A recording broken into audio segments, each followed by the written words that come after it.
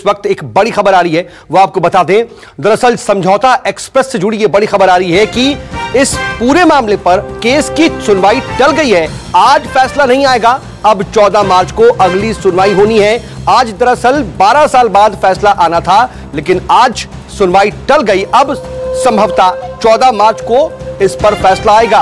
बता दें कि समझौता एक्सप्रेस ब्लास्ट केस में आज फैसला आना था, लेकिन सुनवाई टल गई और अब 14 मार्च को अगली सुनवाई होगी। माना यह जा रहा है कि अगली सुनवाई जब 14 मार्च को होगी तो उस दिन अब इस पूरे मामले पर फैसला आएगा।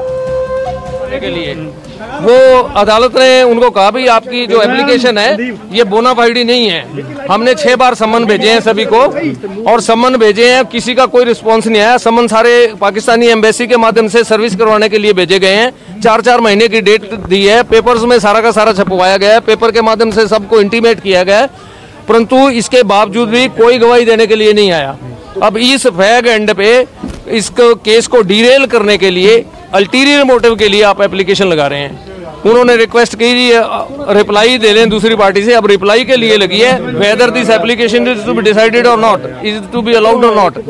ये एप्लीकेशन की संभावना है इसको खारिज कर दिया जाएगा और अगली पेशी पे फिर 14 के बाद नई पेशी दी जाएगी जिस वर्डिक्ट सुनाया जाएगा। सर ये बताइए कि ये एप्लीकेशन किसकी तरफ से लगाई गई है? ये एक लेडी है रहीला वकील की तरफ से। उसका कहना यह है कि इस समझौता ब्लास्ट की जब हुआ तो उसके फादर इसमें ट्रेवल कर रहे थे, उनकी डेथ हो गई थी। वो जो लोग ट्रेवल कर रहे थे उनमें से कुछ बच गए थे, उनको मैं बतौर गवाह पेश करना चाहती हूँ। जज साहब ने कहा भी उनको तो हमने सम्मन 10 बार भेज दिए हैं, 6 बार भेज दिए हैं, परंतु none has come before the court. तो इस वजह से आपकी एप्लीकेशन है बोनाफाइडी नहीं है। और इस बात पर अब हमें अपॉर्चुनिटी दी गई है कि आप इसका रिप्लाई रिटर्न में दें कि why it should not be dismissed. तो यानी कि 14 मार्च को रिप्लाई फाइल किया जाएगा, फैसला नहीं आएगा। 14 तक, अभी 14 में रिप्लाई है, उसके बाद फिर डिसाइड होगी, फिर बाद में।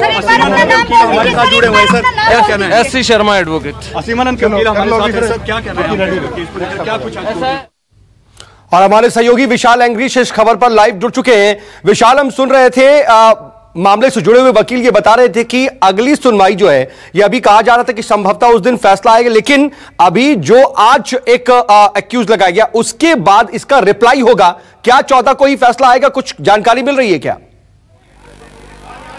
और फिलहाल जो जानकारी मिल रही है कि अदालत ने 14 मार्च की तारीख डाल दी है, क्योंकि आज एक एप्लीकेशन मूव की गई है पाकिस्तानी नागरिक की ओर से कि इस मामले में, क्योंकि उसके फादर इस गाड़ी में ट्रैवल कर रहे थे और उनकी मौत हो गई थी, तो उनको किसी भी तरह से कोई सम्मन नहीं मिले और वो गवाही देना चाहता है। तो इस पर कोर्ट में दोनों पक्षों के बीच काफ़ी बहस भी हुई और बहस के बाद 14 मार्च को जो तारीख डाल दी गई है। चलिए, लेकिन क्या अब 14 मार्च को तारीख होगी? वकील ये कह रहे हैं कि अब इस जो आज एप्लीकेशन थी उसका रिप्लाई किया जाएगा, तो क्या इस रिप्लाई पर, रिप्लाई के बाद रिप्लाई पढ़कर अगली बार ही फैसला आ जाएगा 14 मार्च को, या फिर उसके आगे भी अब यह मामला बढ़ सकता है?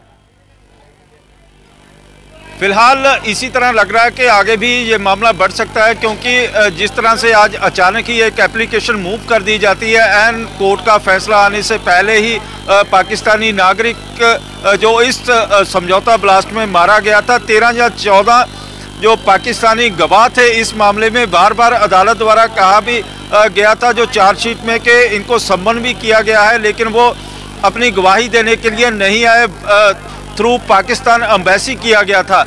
लेकिन अचानक जिस तरह से अब देखना होगा और देखने समझने के बाद ही अब अदालत कोई फैसला लेगा। और यह भी कहा जा सकता है कि जरूरी नहीं कि 14 मार्च को इस पर फैसला आ ही जाए।